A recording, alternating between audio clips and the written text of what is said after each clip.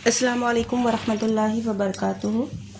وہ کون سی چیزیں ہیں جو نماز کو باطل کر دیتی ہیں، اور نیت کا بیان نماز کے لیے، قبر کی طرف رخ کر کے نماز پڑھنا، اور تکبیر و تحریمہ کا بیان نماز کے دوران، انہی چند سوالات کے جواب پر آج کی ویڈیوز مبنی ہے۔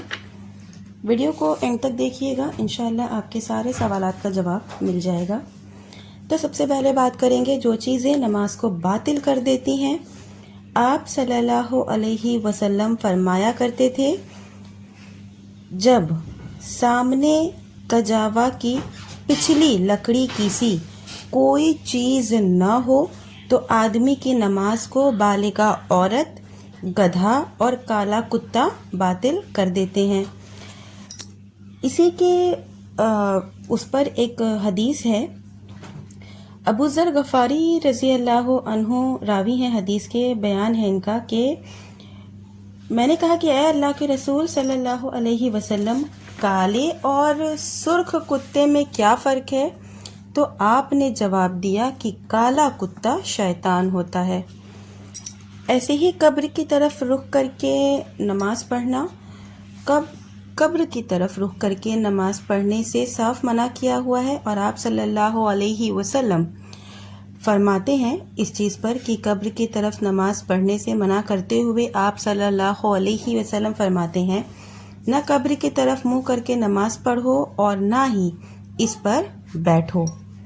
ایسے ہی نماز کے لیے نیت کا جو کہ بہت ضروری ہے، رسول اللہ صلی اللہ علیہ وسلم نے فرمایا، عمل کا دار و مدار نیت ہی پر ہے، اور ہر آدمی کو اس کی نیت ہی کا پھل ملے گا۔ جیسا کہ نیت کے اوپر میں نے ایک بہت لمبی ویڈیو ڈیٹیلز میں بنائی ہوں، آپ کو میرے آئی ڈی میں انشاءاللہ وہ ویڈیو مل جائے گی۔ ایسے ہی نماز کے دوران تکبیر اور تحریمہ کا کیا بیان ہے، تو آج اس پر بھی بات کر لیتے ہیں۔ نبی صلی اللہ علیہ وسلم اللہ اکبر کہہ کر نماز شروع کرتے تھے، اور اس کا حکم مسیۃ الصلاۃ کو دیتے ہوئے کہا، کسی شخص کی کوئی نماز پوری نہیں ہوتی جب تک کہ وہ اچھی طرح وضو نہ کرے اور پھر اللہ اکبر کہے۔ آپ فرماتے تھے، مفتاح الصلاۃ الطہور و تحریمھا التکبیر و تحلیلھا التسلیم، یعنی نماز کی کلیت صرف وضو ہے اور اس کا تحریمہ صرف اللہ اکبر کہنا ہے، اور نماز سے صرف بذریعے السلام علیکم ورحمۃ اللہ ہی نکالا جا سکتا ہے۔